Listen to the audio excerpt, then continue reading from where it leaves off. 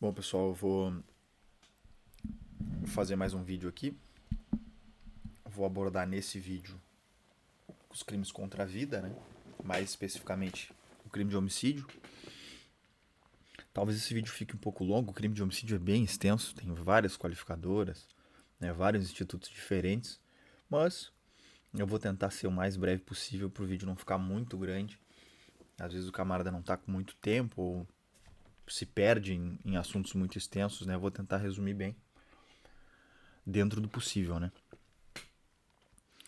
Bom, o homicídio está dentro dos crimes contra a vida, né? Ou seja, o bem jurídico tutelado é a vida. Quando eu falo de bem jurídico, quando a gente fala de bem jurídico, a gente precisa entender que todos os crimes do direito penal visam a proteção de um bem jurídico, né? Essa é a intenção. Para isso que serve o direito penal, proteger os bens jurídicos mais importantes. Então, os crimes contra a vida protegem o bem jurídico vida, certo? Artigo 121 do Código Penal, crime de homicídio. Matar alguém, né? Então, núcleo do tipo penal é o verbo matar, matar alguém, reclusão de 6 a 20 anos. Características: crime é um crime comum, um crime material e um crime de dano, certo? Crime comum porque não exige uma condição específica, uma condição especial do agente. Ou seja, qualquer um pode cometer o crime de homicídio. Não precisa ter profissão específica, não precisa ter parentesco específico, né? O crime comum é diferente do crime próprio, que exige essa condição especial. É um crime comum. É um crime material, né? Pois tem resultado naturalístico, não somente resultado jurídico. Né? Quando a gente fala isso é um pouco confuso, mas o crime material é aquele crime que tem um resultado que altera o mundo exterior. Né? Explicando isso de maneira bem sucinta, qual que é o resultado naturalístico do crime de homicídio? Alguém perde a vida, né? Vai ter um cadáver. Né? Esse é um resultado naturalístico, altera o mundo exterior. Uma pessoa perde a vida. O resultado ele não é só jurídico. Ele não tá só no campo jurídico, né? Como os crimes formais ou crimes de mera conduta. Né? Então, essa é uma definição bem importante. O crime material, ele tem um... Ele altera o mundo exterior. Há uma alteração, né? Crimes materiais normalmente deixam vestígios, enfim. Então, essa é uma classificação importante, que se aplica a vários outros crimes, né? Crime de dano. Então, há um dano, ele exige uma lesividade, uma ofensividade àquele bem jurídico. Não é um crime de mera conduta, é um crime de dano, né? O homicídio simples pode ser considerado hediondo quando praticado em atividade de grupo de extermínio. Então, aqui ele explica que o homicídio pode também ser considerado qualificado quando praticado em atividade de grupo de extermínio. Por quê? Porque a gente sabe que normalmente os homicídios que são qualificados são considerados hediondos, né?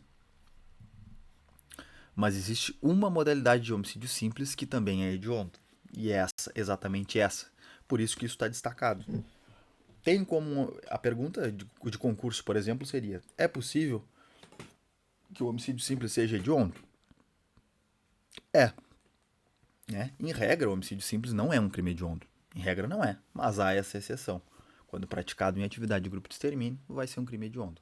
Então é interessante.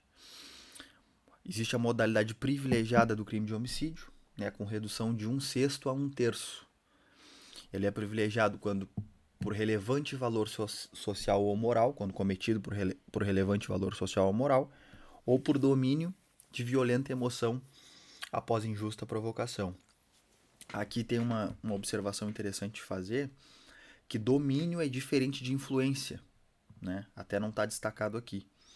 Mas domínio, essa palavra aqui tem uma pegadinha. Domínio não é influência. Influência e domínio são coisas diferentes. E às vezes nas questões de concurso, eles colocam que o indivíduo agiu sob influência de violenta emoção, mas influência não é domínio. Domínio, o camarada está ensandecido e não tem controle. Influência, ele foi influenciado, mas ele sabe o que ele está fazendo. Né? Então, é diferente, essa palavrinha é diferente, causa confusão e é abordada em concurso. É interessante o camarada ficar de olho, certo? Circunstâncias do crime. Isso aqui é utilizado, a gente utiliza para analisar as qualificadoras, certo? Por quê? Normalmente as qualificadoras são designadas em algumas circunstâncias, né? Tudo bem. O camarada usou tal arma, por tal motivo, enfim, essas são qualificadoras do homicídio. As qualificadoras de caráter subjetivo, elas são de motivo pessoal, né? Motivo torpe, motivo fútil, enfim, inveja, raiva, aí por diante.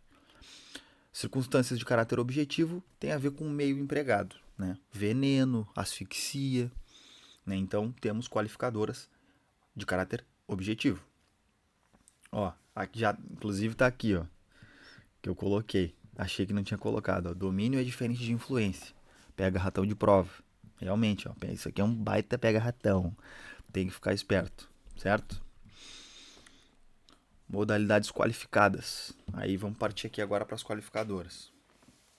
Homicídio qualificado, reclusão de 12 a 30 anos, né? Então a pena já é bem mais dura, né? Justamente. Aqui eu coloquei uma legenda. Isso aqui é um rascunho, tá? A letra tá bem feia, vai ter erro de escrita, mas enfim. O troço é grosso mesmo, mas funciona. Aqui eu coloquei uma palavrinha para indicar o caráter da qualificadora. Subjetivo ou objetivo, né? E isso é interessante para a gente conseguir analisar. São 8 qualificadoras que existem no crime de homicídio, né? Em regra, né? São essas. Paga, promessa ou motivo torpe. Pode ver que remetem a motivos, né? Ou o camarada vai receber dinheiro por uma promessa, enfim, é um motivo, uma motivação. Motivo fútil, também tem a ver com motivo. Veneno, fogo, explosivo, asfixia, tortura. Pode ver que são todas se referem ao meio empregado, né? Meio empregado, caráter objetivo. Aqui também, como forma de traição, emboscada, dissimulação, dificultando defesa, tudo meio empregado, caráter objetivo. Para assegurar outro crime, ocultação, impunidade, tem a ver com motivo. Esse é o motivo, esse é o objetivo, assegurar outro crime. Aqui é bem confuso, mas é jurisprudência e a gente tem que só aceitar. Inclusive, por ser jurisprudência, pode ser cobrado em prova, né? O feminicídio, normalmente, a gente faria a interpretação de que o feminicídio é uma qualificadora de caráter subjetivo, mas não. Não, por mais que tenha a ver com o motivo, pelas razões do sexo feminino, né, pela condição de mulher, não é. O STJ não considera o feminicídio como uma qualificadora de caráter subjetivo, ele considera de caráter objetivo. É confuso, mas é assim que a jurisprudência entende, e aí a gente tem que decorar, não tem que ficar debatendo muito, porque, enfim, é jurisprudência. O tribunal decidiu. Contra a autoridade de segurança pública em razão do cargo, ou familiares, né? Aí tem uma familiares até terceiro grau, algo assim. Isso é um pouco mais detalhado, eu não coloquei aqui. O camarada que tiver curiosidade, ele pesquisa, né? Porque de fato existe um grau de parentesco ali, que se eu não me engano é segundo ou terceiro grau. Contra a autoridade de segurança pública em razão do cargo, né? Motivação, caráter subjetivo. E a arma de fogo de uso restrito ou proibido tem a ver com o meio empregado, né? O meio, a arma de fogo que ele utilizou, é uma qualificadora de caráter objetivo, né? Aqui a gente tem que o homicídio qualificado é compatível com o dolo eventual, salvo nas circunstâncias de dolo objetivo. Lembrando que o dolo eventual é quando o indivíduo assume o risco do resultado, certo? Não necessariamente ele quer, ele visa aquilo, mas ele assume o risco. Esse é o dolo eventual. Salvo nas circunstâncias de caráter objetivo, né? Ou seja, em relação a caráter subjetivo, motivação, né, a gente não vai ter o dolo eventual, é incompatível, né? Porque se ele tem uma motivação específica para aquilo, né?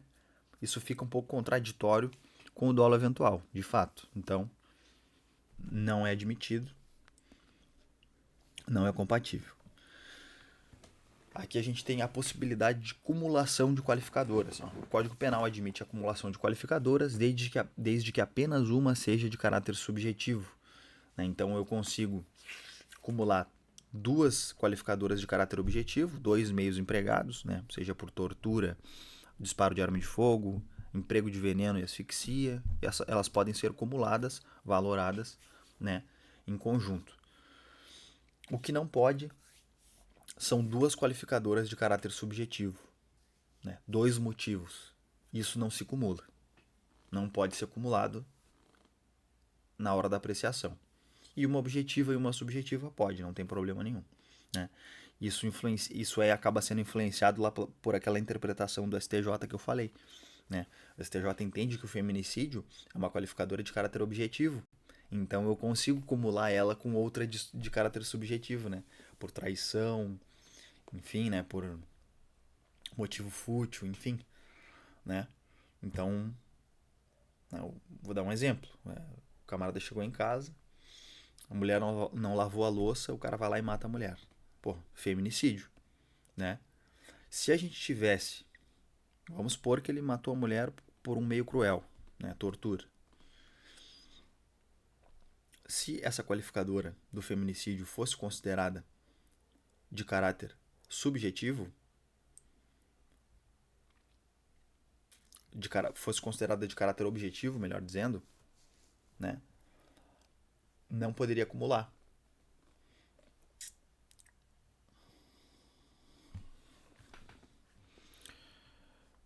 Bom, voltando. Vamos pro próximo. Bom, aqui motivo torpe. Motivo torpe é um motivo repulsivo, né? A vantagem, se for por uma vantagem obtida, essa vantagem não precisa ser econômica. Por exemplo, o camarada recebe uma recompensa por matar alguém, enfim, assassino de aluguel. Né? Essa vantagem ela não precisa ser necessariamente econômica. O emprego de veneno de fogo explosivo só configura meio insidioso o veneno sem o conhecimento da vítima. Então, se a vítima sabe que está sendo envenenada, sabe que aquilo é veneno, não vai configurar o meio insidioso, né? Pode configurar um meio cruel, mas insidioso não, porque a pessoa sabe, né? Homicídio qualificado pela tortura e tortura qualificada pela morte, que é um comparativo, né?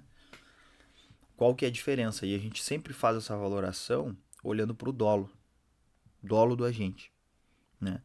O homicídio qualificado pela tortura se diferencia da tortura qualificada pela morte na intenção, no dolo. Se o indivíduo tem a intenção de matar e utiliza a tortura para isso, é um homicídio qualificado pela tortura. Se o indivíduo tem vontade, tem o dolo, tem a intenção de torturar e acaba matando a gente tem tortura qualificada pela morte. Né?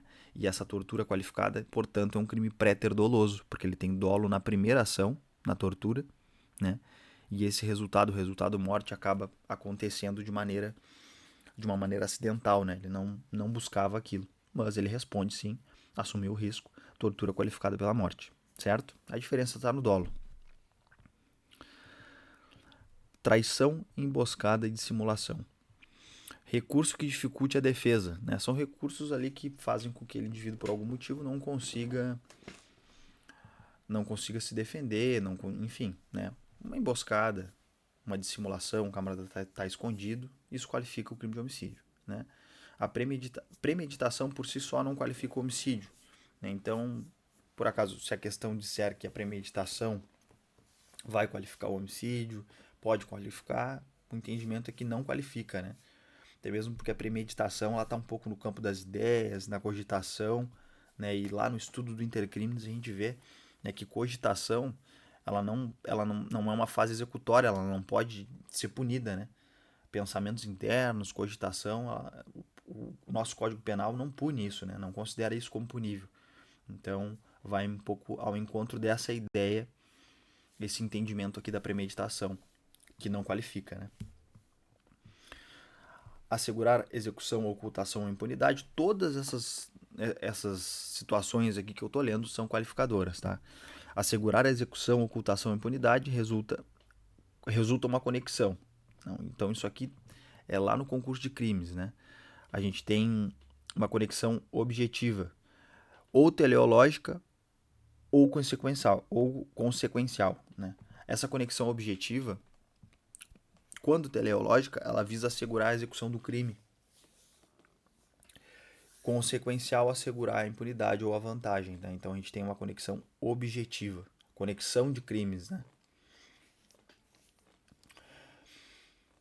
Para assegurar uma contravenção, não configura qualificadora. Então, se por acaso o indivíduo tem por objetivo, né, esconder, manter oculto, ter vantagem de uma contravenção, né, isso não vai ser uma qualificadora, o que é bem problemático, né, porque a gente sabe que tem algumas qualificadoras aí no nosso país que geram problemas bem graves e acaba que um homicídio relacionado a esse tipo de caso, né, não seria qualificado. Mas enfim, fica a observação, certo? Contra a autoridade de segurança pública, né, isso eu citei lá em cima, né, é o chamado homicídio funcional. Contra familiares, aqui eu coloquei o grau, ó. Interessante, lá em cima eu não tinha colocado. Cometido contra familiares até o 3º grau. Então isso aqui é bom para fins de prova, o camarada decorar. Em razão da função do cargo, tem que ser em razão da função, né? Simplesmente o indivíduo é policial e alguém vai lá e mata ele, não é só por conta disso que vai ser uma qualificadora, que vai qualificar, né? Tem que ter uma relação com o cargo. E bem provável que possa ser cobrado em prova. É interessante o camarada saber, né? Então, familiar de guarda municipal ou um guarda municipal que venha a ser morto em razão da função do cargo, a gente tem sim um homicídio qualificado, certo? E aqui, filho adotivo não. Então a jurisprudência entende que o filho ele tem que ser um filho biológico, né? O filho adotivo não é considerado. Entendimento, a gente não discute. Feminicídio, aqui tem uma diferenciação de feminicídio para femicídio, né? O femicídio é contra a mulher, o feminicídio é por razões do sexo feminino. Então tem uma diferença, né? Feminicídio por razões de sexo feminino é um pouco mais específico, né? Violência doméstica, menosprezo à condição de mulher, enquanto o femicídio é simplesmente contra uma mulher. Não tem nada específico em relação a isso, né? É um crime comum. E o transexual, a gente já tem entendimentos dos tribunais nesse sentido, né? Cada vez a paridade vem sendo maior, transexual pode ser vítima. O STJ reconhece como qualificadora de ordem objetiva, também a gente já tinha abordado isso, né? Então, é um entendimento do tribunal, pode ser acumulado então com uma qualificadora de caráter subjetivo. E aqui a gente tem um homicídio qualificado privilegiado. Tratadora e um privilégio ao mesmo tempo, como por exemplo, impossibilitar a defesa da vítima e um relevante valor moral no caso da eutanásia, né? Então a gente tem um homicídio híbrido. Esse homicídio híbrido, ele não é considerado hediondo, né? Ele, por conta desse relevante valor moral que a gente tem aqui, né? A gente não considera ele um crime hediondo, certo? Homicídio culposo, detenção de 1 a 3 anos. No trânsito aplica-se o CTB em respeito ao princípio da especialidade, né? Então, lá no conflito aparente de normas, a gente vê o princípio da especialidade, né? A norma especial, ela tem prioridade de aplicação em relação à norma geral. Aqui a gente tem um aumento de pena, no caso do homicídio culposo, né? 1/3 de aumento no caso de inobservância de regra técnica de profissão, arte ou artifício. Omissão de socorro, morte instantânea não afasta a omissão de socorro, em regra, salvo nos casos de morte evidente. Ou seja, aqui ó, observação. Socorro prestado por terceiro só afasta se for prestado imediatamente e não por desídia do agente. Né? Então, tu te envolve num acidente, vem um terceiro e presta esse auxílio. Se for prestado imediatamente, tudo bem. Mas agora, se for por causa de uma omissão tua, de qualquer forma, isso vai configurar uma omissão de socorro, né? A ação de um terceiro não tem nada a ver com a tua omissão. Perdão judicial, o juiz deixa de aplicar a pena por determinadas circunstâncias, né? Aqui é quando normalmente são situações onde a perda dessa pessoa que cometeu o homicídio culposo já vai punir ela muito mais, de maneira muito mais grave do que o próprio Código Penal conseguiria punir, né? Por exemplo, o pai que mata o filho por descuido, pô, o camarada perdeu o filho, já foi punido, né? Essa é a ideia. Então, o juiz pode conceder o perdão judicial.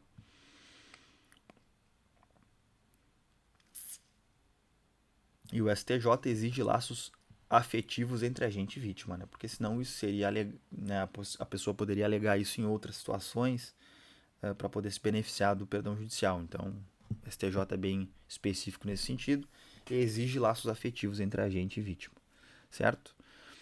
Mais para baixo aqui a gente já entra em outros crimes. A ideia desse vídeo aqui é focar de maneira mais específica no crime de homicídio. Talvez esse vídeo tenha ficado um pouco grande, mas o conteúdo é um pouco extenso mesmo, o homicídio. Ele é um crime que tem vários detalhes, na verdade é o que tem mais detalhes, né, nos crimes contra a vida. E também acaba sendo o crime de maior incidência em provas de concurso, certo? Então, os comentários ficam à disposição dos senhores, se quiserem comentar alguma coisa, debater algum assunto, fazer alguma observação, uma correção. Eu não sou professor, né? Eu só sou um estudante e utilizo isso como método de revisão. E espero que de alguma forma eu consiga ajudar as outras pessoas também, certo?